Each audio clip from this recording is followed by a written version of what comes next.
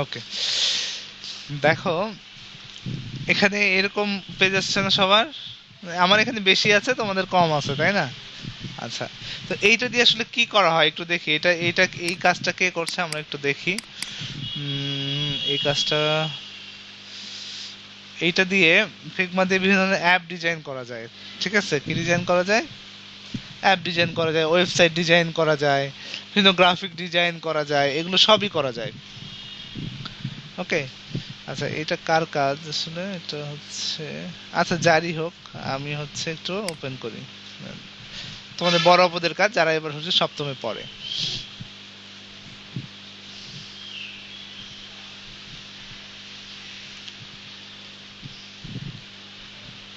আচ্ছা, এটা একটা মোবাইলে মানে অ্যাপ তো বানাইছে আর কি, হ্যাঁ।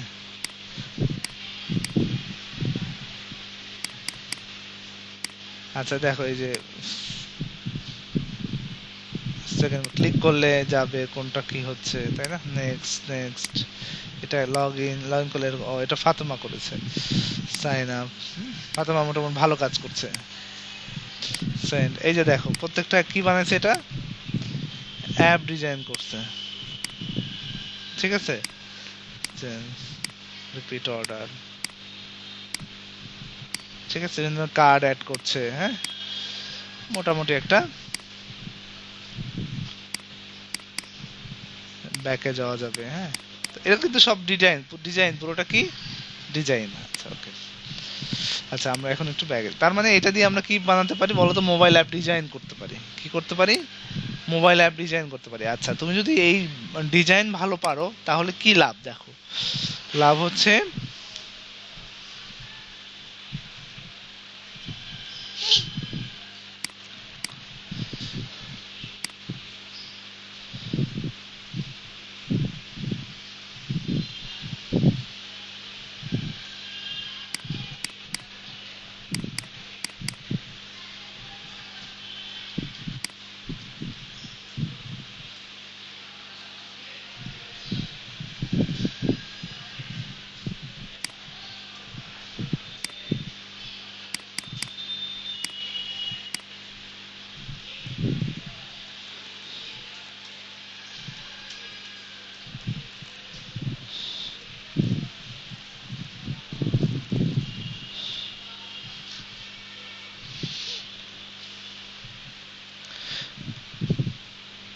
আচ্ছা এটা লগ ইন হতে থাক, লগ ইন হতে একটু টাইম লাগছে না এটা। আচ্ছা চলে আসছে। তো আমাদের আসলে কোন দিকে যাওয়া উচিত সেটা আমরা দেখাচ্ছি। যে ধরো আমরা একটু প্রজেক্ট দেখছি যে এগুলোর কেমন ডিমান্ড আর কি। যদি আমরা যাই ওয়েব অ্যান্ড অ্যাপ ডিজাইন, হুম, তাহলে দেখো এই যে বলছে একটা $700 কাজ কি বানাতে বলছে বলো তো? একটা হচ্ছে ফান মোবাইল অ্যাপ, ঠিক আছে, দেখছো? আচ্ছা, ল্যান্ডিং পেজ যদি এটা করি, এটা কত? $269। এটা একটা পেজ করলেই হবে এরকম ডিজাইন ওয়েবসাইটের। এটা ওয়েবসাইট ডিজাইন করলে $700, মানে কি দেখো এগুলো কত টাকা, মানে 80,000 টাকা। এটা 80,000 টাকা, এটা প্রায় হচ্ছে 30,000 টাকা। মানে এরকম ডিমান্ড এই কাজগুলোর। ঠিক আছে, তো এখন ধরো তুমি যদি কাজ করতে করতে করতে শিখতে শিখতে শিখতে শিখতে ধরো যে একটা 1 বছরের মধ্যে একটা এরকম উইন করে মানে কাজ করতে পারো, তাহলে তোমার সব মাসে টাকা উঠে আসবে, আসবে না? আচ্ছা, যখন তুমি একবার পারতে থাকবে শেখার পরে, তখন কি হবে? তখন কিন্তু কন্টিনিউ তুমি পারতেই থাকবা, তখন কিন্তু প্রচুর লাভ হয়েছে। ঠিক আছে, যেরকম বর্তমানে আমি হচ্ছে ফাতেমাকে একটা টিমে ঢুকাই দিচ্ছি, কিন্তু ও এখন মানে এখন কাজ বুঝতেছে। অলরেডি ওই টিমের মেম্বার যে টিমের এখন লিড করছে একজন, সে ওর সাথে কমিউনিকেট করছে, হ্যাঁ। তো যার যে এক্সপার্ট সে যেরকম খুশি কিছুদিন হচ্ছে গ্যাপ দিছিল, যার কারণে আমি হচ্ছে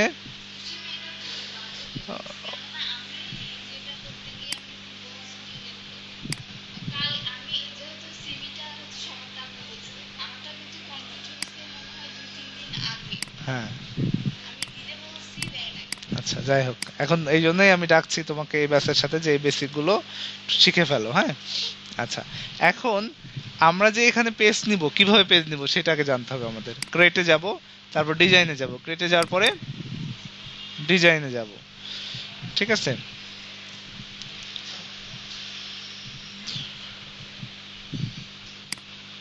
আচ্ছা, এখন কি করব আমরা? এখানে বিভিন্ন টুল আছে, কি আছে? টুল আছে। এই যে এখান থেকে এখানে প্রথমে কি করব, এটাকে বলা হয় হচ্ছে ফ্রেম। কি বলা হয়? আগে দেখো কি বলা হয়, ফ্রেম। ফ্রেমে ক্লিক করার পরে দেখবো যে এখানে আসবে হচ্ছে অনেক কিছু আসবে, আইফোন ফোন যেগুলো আছে। এখান থেকে আমরা যাবো ডেস্কটপে। কোথায় যাবো? ডেস্কটপে। ডেস্কটপ থেকে আবার ডেস্কটপে ক্লিক করব, ডেস্কটপের মধ্যে আবার ডেস্কটপে ক্লিক করলাম, ঠিক আছে? এইটাকে বলা হয় হচ্ছে একটা আর্ট বোর্ড। কি বলা হয়? আর্ট বোর্ড, ঠিক আছে? হুম, কি বলা হয়? Art board. আচ্ছা, এখন দেখো এই জায়গাটাতে বিভিন্ন ধরনের শেপ আছে, রেক্টেঙ্গল আছে, কি আছে? শেপ আছে, রেক্টেঙ্গল আছে, তাই না? তো আমরা চাইলে এটা আঁকাতে পারো। এই যে টান দিলে এটা কি হয়ে যাচ্ছে? আঁকানো যাচ্ছে, তাই না? আচ্ছা, এইবার এখান থেকে দেখো এই যে ফিল কালার আছে না, এখানে ক্লিক করলে আমি কালার চেঞ্জ করতে পারবো। ওকে, চেঞ্জ করলাম। এখন দেখো এর পাশে নিচে আছে, কি আছে? স্ট্রোক কালার আছে না? আমরা চাইলে স্ট্রোক কালার মানে কি? চতুর্পাশের কালার, এটাকে বলা হয় কি? Stroke colour. ওকে, বা আউটলাইনও বলা হয় এটাকে, হ্যাঁ? তো এবার এখানে আমি যে আহ, এটা ব্ল্যাক কালার সিলেক্ট করা আছে, ওকে, আমি এটা হোয়াইট দিলাম। দেখো হোয়াইট কি মোটা দিলাম, এটা একটু বেশি মোটা দিলাম, হ্যাঁ? কত দিলাম? 10 পিক্স। তাহলে একটা মোটা হলো, হ্যাঁ? আমি যদি এটা এখন কপি করতে চাই, অল্টার ধরে টান দিলে কপি হবে। অল্টার ধরে টান দিলে কপি হবে, যে কোনো জায়গায় আমি বসাতে পারবো। আমি যদি শিপ ধরে, অল্টার শিপ ধরি, দেখো অল্টার ধরলে আমাকে শিপ ধরি, তাহলে একই স্টেজে কপি হবে, মানে সোজা।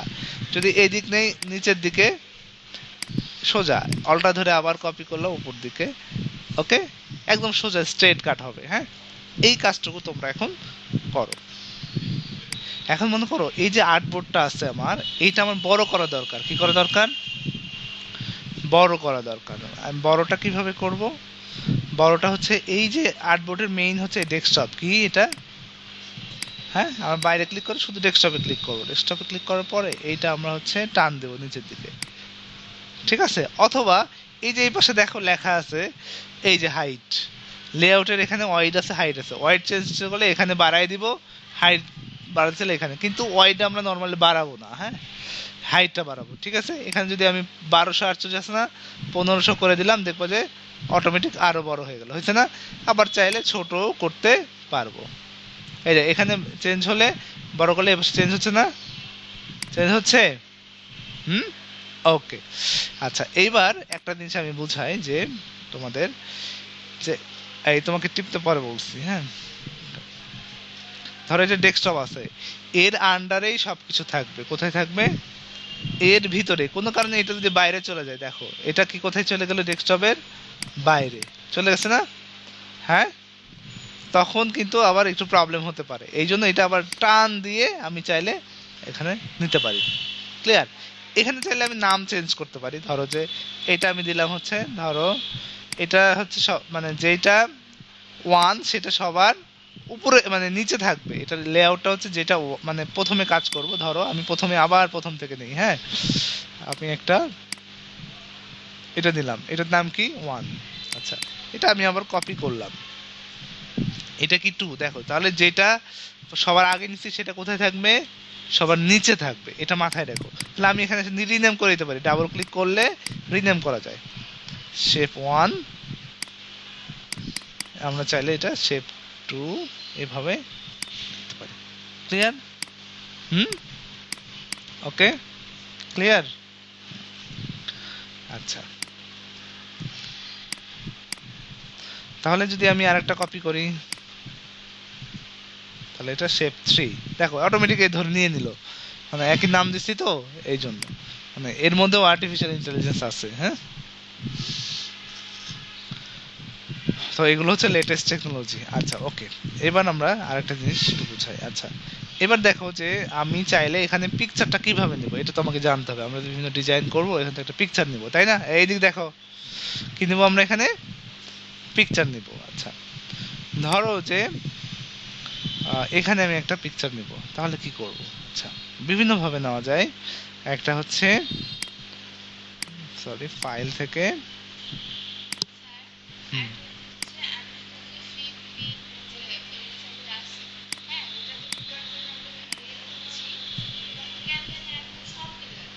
সব আচ্ছা ঠিক আছে দেখাবো। আচ্ছা আমরা আগে একটা পিকচার নিয়ে আসি, দেখো এই যে একটা পিকচার মনে করো, এটা একটা লোগো নিলাম, হ্যাঁ এটা আরএমপিআই এর লোগো। তো আমি চাইলে এখানে এটা ড্রাগ করতে পারবো, দেখি কি হয়। এরকম ছোট বড় করে দেখি এখান থেকে এটা নিলে আসছে কিনা। হ্যাঁ চলে আসছে, তাই না? চলে আসছে না? এরকম ড্রাগ করলে আমরা শিপ ধরে ছোট বড় করব। কি ধরবো? শিপ ধরে কোণা থেকে ছোট বড় করব। তাহলে সুবিধাটা কি? তাহলে সুবিধাটা হচ্ছে, ওয়ালাইকুম আসসালাম। তাহলে সুবিধাটা হচ্ছে আহ, ই হবে না, চ্যাপ্টা হবে না। তাহলে যে শিফট ছাড়া যদি আমি নেই, এরকম চ্যাপ্টা হয়ে যাবে। এরকম যদি হয়ে যায় চ্যাপ্টা হয়ে যাবে। আচ্ছা এটা ক্লিক করা আছে। শিফট যদি যখন ধরবো আমি, তখন আর সেটা কি হবে না, চ্যাপ্টা হবে না। ক্লিয়ার? হুম। আচ্ছা আমি চাইলে এর মধ্যেও কি বসাতে পারি, এটা বসাতে পারি। হ্যাঁ এর মধ্যেও এটা আমি বসাতে পারি। আচ্ছা এটা একটা পিকচার নিলাম, এই কথা বলবো না। তারপরে হচ্ছে আমি আরেকটা জিনিস শিখাই, সেটা হচ্ছে ধর আমি এই পিকচারটা একটু নিলাম।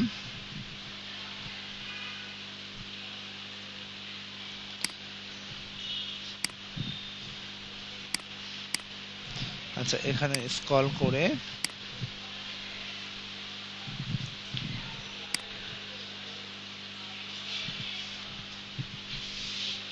লোডিং নিয়েছে।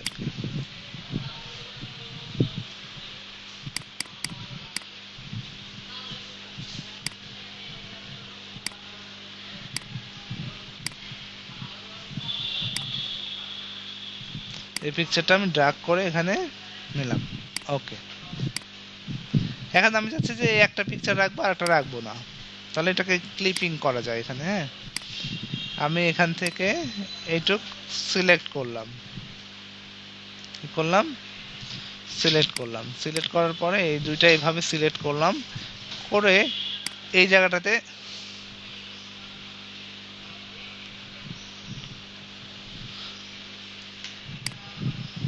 আচ্ছা এই জায়গাটাতে আমরা ক্লিক করলাম, এটা চলে গেল। আচ্ছা এইটা হচ্ছে আগে